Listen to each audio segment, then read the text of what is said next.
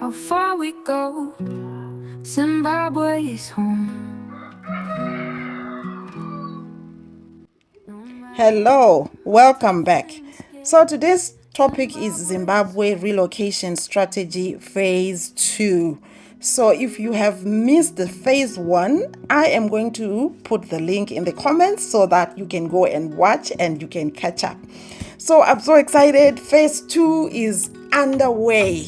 So I don't know how many years Phase 2 is going to take. So I'm not in a hurry because I'm not retiring yet. So I need to make sure when I retire in Zimbabwe, I have my own chickens, I have my own goats, because I don't want to be buying meat. I want to make sure I grow my own fruits and vegetables.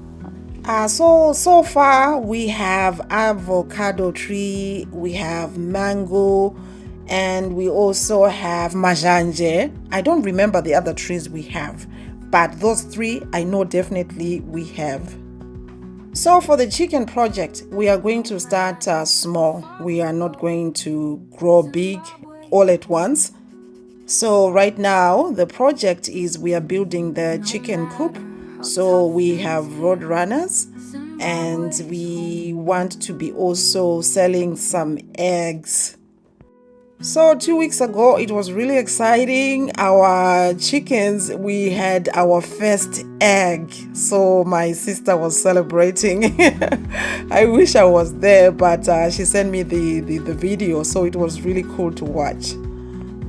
So the way we are starting small, this chicken project can sustain a family of maybe up to 8 people. So the goal is to have at least 20 chickens, road runners. And if we can get, let's say, 5 eggs a day, that's pretty cool. That really saves money. So when you're building in Zimbabwe, it's very important to do it in stages. Don't send money like the whole project, no. So for me, what I do in stages. So one, the foundation has to be done, and I have to see the pictures just to make sure everything is going well. And then after phase 1, the foundation, then we start the wall building. That's the second stage. And then they send me pictures and videos so that I just want to make sure. I don't want any surprises when I finally go home. And then the third stage is, this is what he's doing, the roofing. And in my previous video, I said the best time to start buying building materials and building is January, February, March, April, those 4 months. Because, January disease, people are looking for money. So the prices are quite reasonable. But if you wait until October, November, December, that's not a good idea. Materials will be expensive. That's why we started this project in April, just to cut costs, and definitely it works. So for me, phase 2 is quite interesting. I am more knowledgeable about the system of Zimbabwe, how people work and everything. So now I know what to expect. So I make sure I do some preventative measures instead of damage control. That's why my projects I do in stages. Every stage, when it's done, I need to see the video. I need to see that everything is going well. And the cool part about doing projects in Zimbabwe is you are providing employment for people. Like through my projects, I have provided jobs for a few people. So right now I've got 2 permanent staff who are helping to manage my staff. And it's really good because you get to provide employment, because in Zimbabwe, getting jobs is hard. So one of the skills you need to learn when you are in Zimbabwe, especially in the rural area, is building, because there's a lot of projects that are coming up. So you need to be able to do something. If it's not plastering, if it's not roofing, at least something. And for some people, they are like, oh, I don't want to really do this because who knows, I might not go back to Zimbabwe, or I might die before I go back to Zimbabwe. But that's okay. For me, it's about leaving a legacy. It would be cool for me to go and enjoy what I have worked for, what we have worked for, but at the same time, leaving that legacy to know that my sisters, my nephews, my nieces, my grandbabies, like, it's just an amazing feeling that even if I don't experience the things, at least you are leaving a legacy.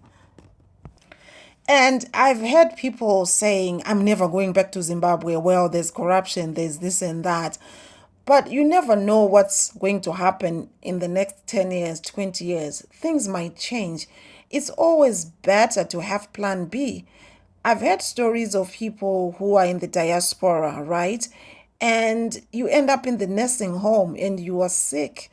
And then you realize, oh, I wasted time. I should have built something in Zimbabwe, but I didn't. You don't want to live in regret. And honestly, in these diaspora countries, policies can change. You can be kicked out anytime. It doesn't matter what your status is, because of the policies that is always changing. So always have plan B. Don't rely too much on diaspora. I had some people saying, oh, I will be rich. I don't need to go into the nursing home. Yeah, it's fine. Not everybody is meant to go back to Zimbabwe. That's the honest truth. Some people will never, because they are okay here. But if you are on the fence, and even if you think you are not going to go back, just have that little room of making sure that you might in the future. Because let's get this straight. When we are young, we don't really look beyond. We don't really think beyond. We think everything is going to be just rosy like this. But as you grow older, there are some things, some thoughts that are just going to shift. So make sure you have at least something where if you decide to relocate to Zimbabwe, you have somewhere to go. So if you are planning to relocate to Zimbabwe and you don't have anybody you can trust to help you with the projects, let me know. I can connect you with the reliable people. I know they will never let me down in terms of honesty and integrity. So this is another way of creating job opportunities for people in Zimbabwe.